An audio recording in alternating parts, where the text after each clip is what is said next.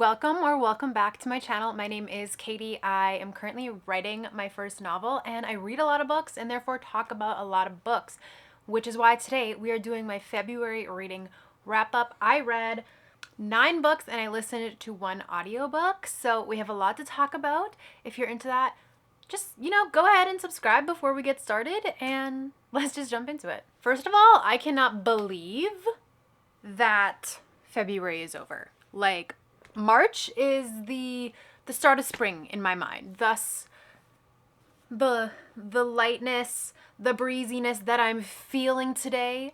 The sun is shining, so things are really looking up. Things are really coming up Millhouse this time of year. Let's just jump into it. I read Divine Rivals, which when my friend asked me, "Hey, what are you reading right now?" I was like, "I'm reading a fantasy book about 2 magical typewriters." Not a fair description. That's on me, but also kind of. Divine Rivals is like a fantasy book that is set in, because it's fantasy, it's not like a realistic world. Like, it's kind of non-realistic, but it's very reminiscent of kind of like World War II, but with fantasy elements. So there is a war that is about to break out. There's really no technology. Like, everyone is still using typewriters and handwritten stuff. So our main character, Iris, she works at a newspaper company. She has her arch nemesis, her rival, Roman, who they're kind of just up for the same position. So they're kind of butting heads a little bit. They don't super get along. And then Iris's world kind of gets turned upside down. And so she decides, because this war is starting, she's going to go work for a different newspaper company that's going to actually send her to the front lines to be able to report on what's going on. So she does that.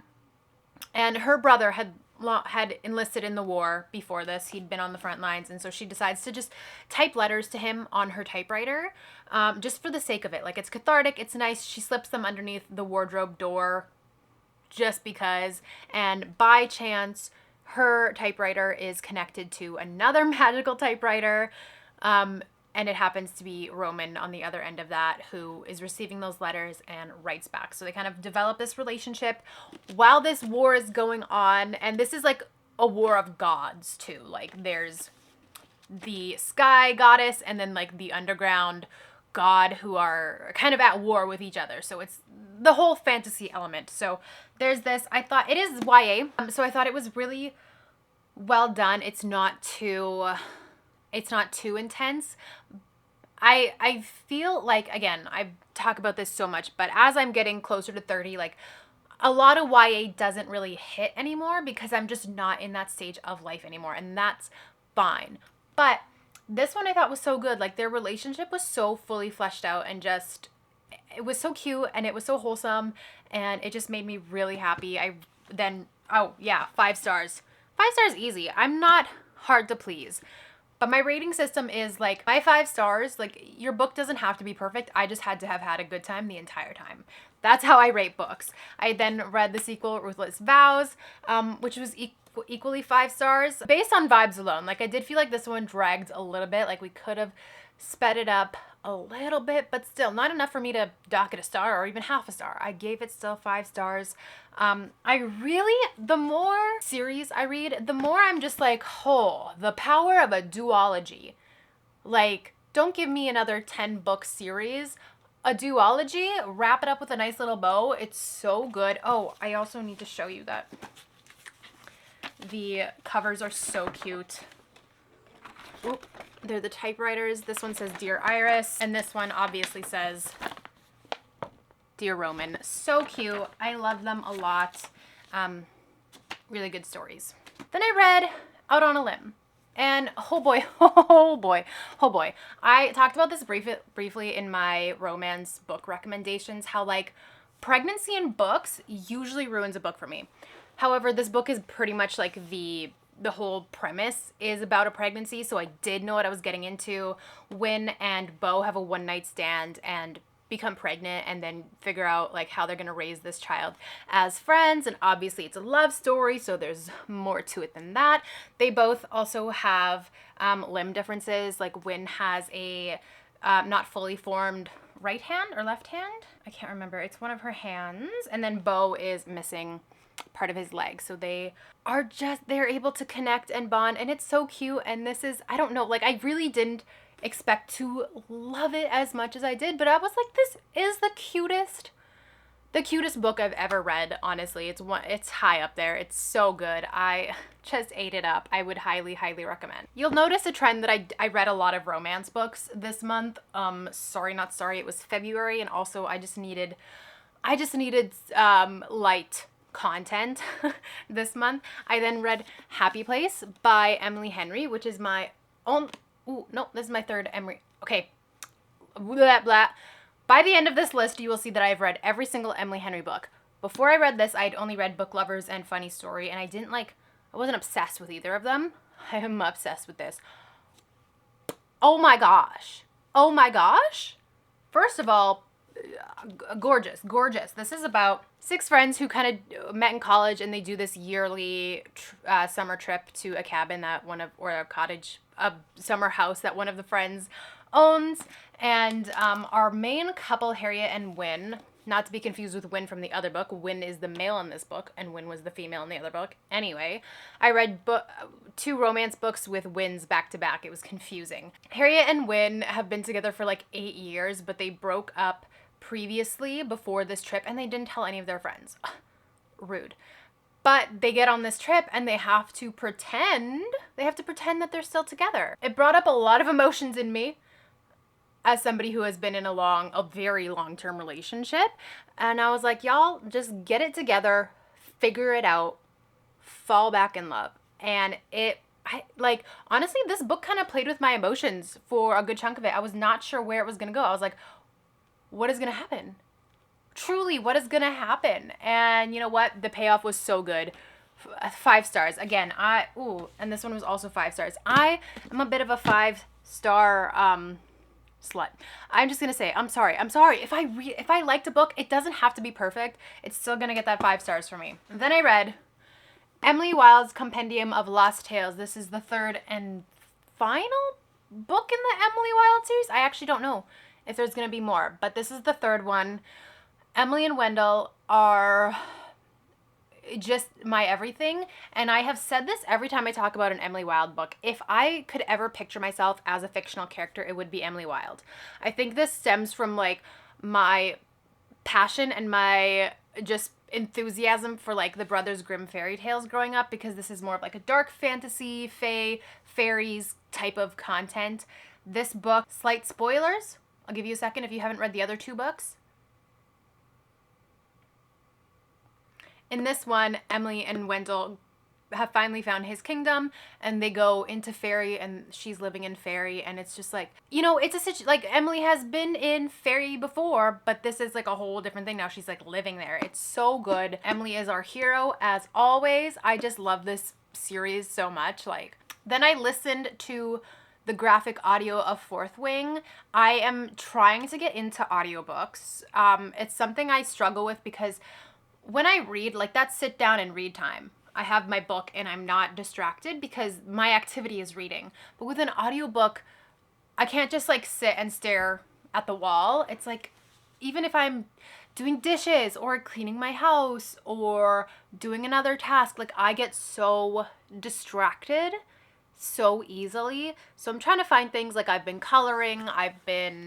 That's pretty much it. I've been coloring. I listen to my audiobooks in the shower. That kind of works. But I think it helps that I have read Fourth Wing before. And I think it also helps that this was a graphic audio. So it was a full cast, sound effects, music, the whole shebang. I think graphic audio, it's like a movie for your mind, a movie in your head, something like that is their tagline. And it truly was. And it helped that I had read the book. So as far as graphic audio goes, honestly, I'm going to give it a 4. Because the actress who plays Violet, during some of those intimate scenes, it sounded like she was in pain. I was like, girl, are we good? Are we good? So that's the only thing I would just dock it a star for that, because it made me a little uncomfy. I was like, okay, you're telling me that this is a good thing, but you're not sounding like it. But overall, I think having a graphic audio for me is better than just a one person reading an entire book. You know what I mean? Then I read People We Meet on Vacation by Emily Henry. And, ooh, is this another 5-star? Was it? I fear it might be. I fear it might be. And this also could just be and my ratings are subject to change. Everything is based on vibes. I don't know what's going on half the time, but I had so much fun with this, and I liked that, like, this is being turned into a movie or a show. I think a movie. But the cast has already, like, been announced, and so I was really able to picture those actors, which helped me and was so much fun. But I really like this. This is about two friends, Poppy and Alex, who are like best friends since college, and they always go on this yearly vacation together. I love Emily Henry books because they're so vacation heavy, and that's just the vibes that I needed this month. They go on vacation every year together, but there's obviously always been something more between them. So when we pick up this story, they haven't spoken in like 2 years, and then they decide, let's go on one more vacation together. It was just, oh, I loved it. I loved it. I don't know why. I fear I may need to go back and revisit Funny Story, because I remember giving that one 3 stars, and now that seems too harsh, having given so many of her other books like 4 and 5 stars. I just don't know if maybe the content wasn't for me, but I loved both Happy Place and People We Meet on Vacation. Both so good. Then I read Summer Fridays, which is such an underrated book. I don't hear nearly enough people talking about this. This is like, okay, it was the perfect, like, late 90s New York rom-com turned absolutely heart-wrenching love story. Like, this had so much. Nick and Sawyer, they meet because they think that their partners are having an affair with each other. And so they kind of meet up to discuss it, and then they keep hanging out, and they keep hanging out, and they keep hanging out in New York in the summertime on Fridays, thus Summer Fridays.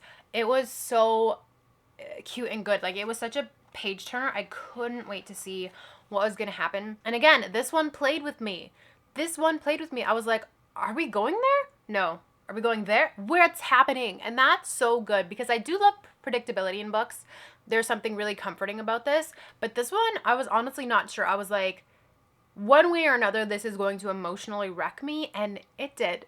And I appreciate that. And I need to go and read more Suzanne Rindell books, because the writing was just so, like, beautiful and conversational and personal. And I just loved it. Again, I have 2 more romance books. I did do a romance reading vlog, so that's coming next week. That's why this is such a romance heavy month. I did read Deep End by Hazelwood. Gorgeous sprayed edges. Now, once again, the internet is divided, and I think that's what makes a good book, when the internet is divided. But Hazelwood does not miss for me. I haven't read all of her books, but Hazelwood always just hits. She's so good at romance, and this was, it feels weird to call it a sports romance. It's about a swimmer and a diver who meet up because, I don't know what I can say on the internet, because they're into the same stuff intimately. And so they form an intimate relationship. And I think that's what the internet is a little bit, like, divided on, is, like, people who don't read a lot of spice, this is, like, really spicy, and people who read a lot of spice are like, this is not spicy. I don't know, I put myself in the first category. Like, I've said before, I read books with spice. I don't necessarily read spicy books. However, I think I would classify, actually, I don't know if this would be a spicy book or a book with spice. It was spice heavier than some stuff I've read, and it was, I don't even want to say taboo, but I feel like for the sake of YouTube and explaining, it was more taboo, intimate stuff. So for me, this would have been spicy, but for somebody else, it might not have been spicy. And it's just the beauty of art being subjective. But that being said, I thought the relationship was really cute. And again, I feel like Hazelwood has a real power she can make a spicy book, but also put a lot of personality and depth to the characters, where other books might not have that if it's more spice heavy. So I just really commend her for making really rounded and deep characters. So I liked it overall. It's not normally what I'd reach for. It's probably not something I would reach for again. I think I mainly reached for it because it's Hazelwood and because a lot of people were talking about it. But, don't be afraid to try new things. And then lastly, I finished the month with Beach Read by Emily Henry. Now I've completed her discography. No, that's music. What is it? I've completed all her works except for her new one that's coming out in April, I think, which I'm so excited for. But Beach Read, cute. I think I would give this one 4 stars. This is about 2 writers, Gus and, why do I so bad at names? Gus and January, who they went to college together. Again, kind of rivals. They're in different genres, but they're both successful writers, and they end up being neighbors in this beach town where they're supposed to be writing their books for the summer. And they decide, you know what? Let's switch up our genres. I'll write, she's gonna write more lit fic like he usually does, and he's gonna write romance like she normally does. And so they're like, well, let's teach each other how to do this. So she takes him on like romantic situations, and he takes her on kind of like research that he does for his lit fic books, and they spend a lot of time together. And it's really cute, and I like it a lot. I don't know what it is. Emily Henry, her writing is so good. It's just like you jump right in, and it's like, this is exactly who these characters are, and this is what's going on, and then it's just a fun ride from there, and I enjoy it every time. So that was my February reading wrap up. I'm exhausted. I just talked for like 20 minutes straight. I hope you guys enjoyed it. If you did, give it a thumbs up. Don't forget to subscribe, because next week I am posting my romance reading vlog, and there will be more to come in vlogs and in videos. So I hope you're into that. And if not, then that's fine. But I'm gonna stop rambling now, and I will see you guys next time. Bye.